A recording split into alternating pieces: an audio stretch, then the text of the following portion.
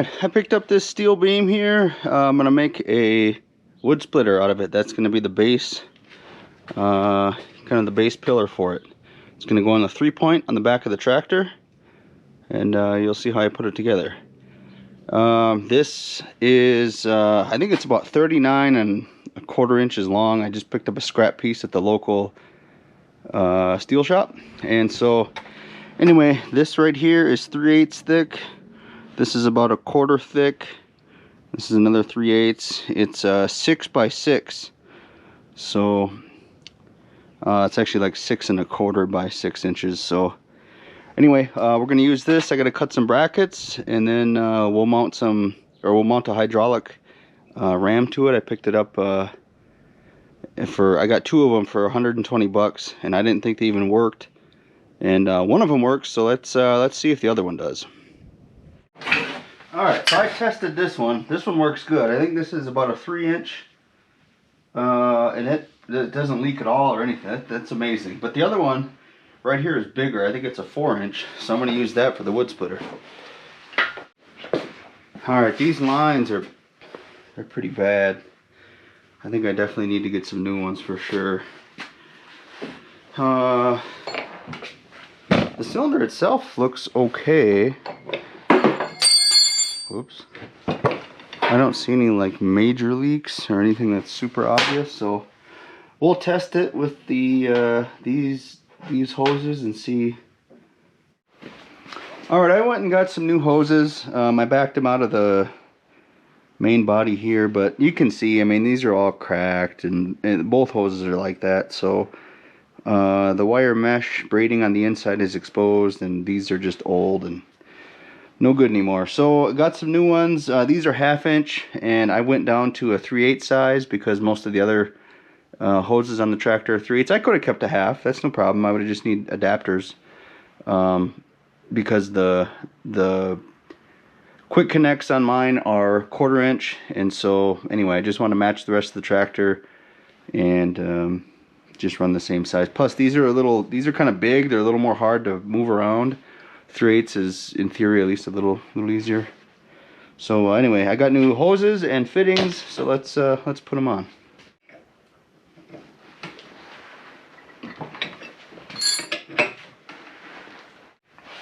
So these hoses are 96 inches long, otherwise 8 feet long, I think that is.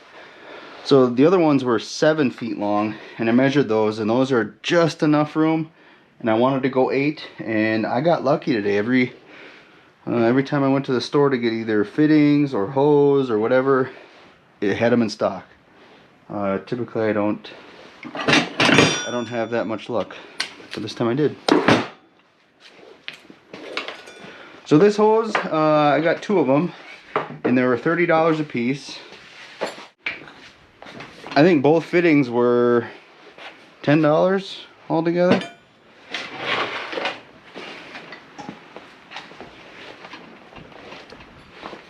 And then I have some of the other male end fittings that go into the quick connect portion.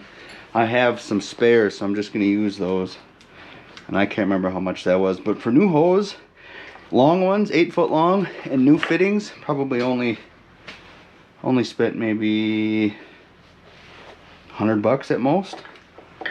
60 bucks for the hose, $10 for the adapters. And then just throw in another 30 just for other stuff. So maybe not even $100 for new hoses and fittings.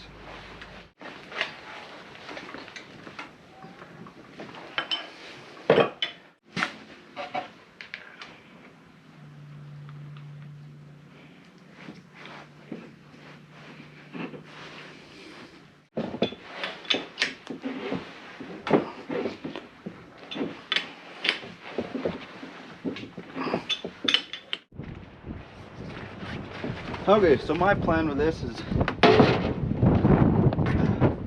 doing it the cheapest route.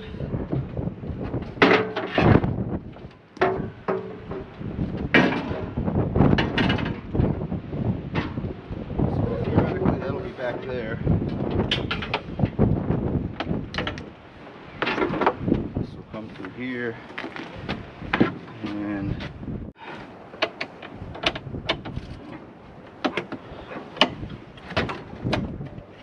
that one's in.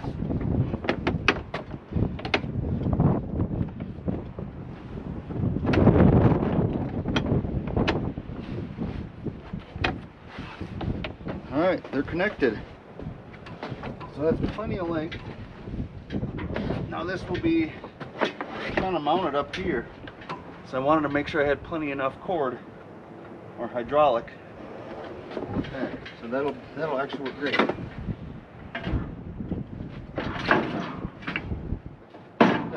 Alright, let's start it and let's see if this thing actually works.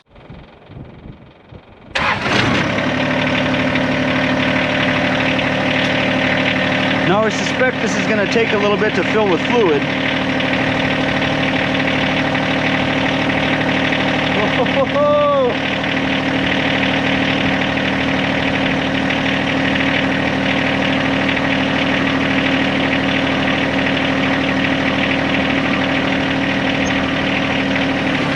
there it is, maxed out. Okay, I'll go back the other way. Retract.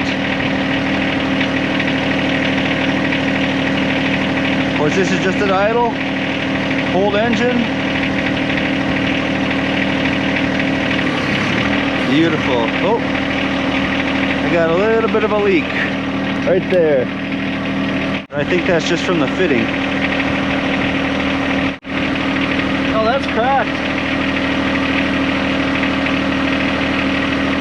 Yeah, that's a crack right there. That's bad. That housing's bad.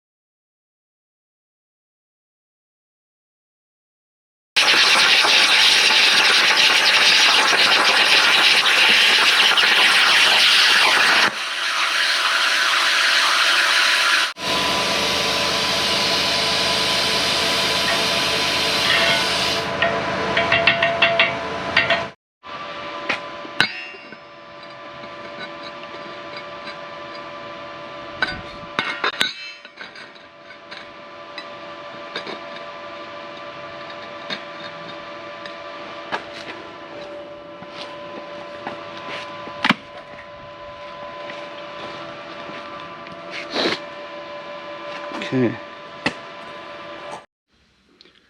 Alright, I mocked up this part. This is going to be kind of the mounting bracket. And then this hole right here, that will be where the top pin of the hydraulic cylinder goes in. So let's get this cut.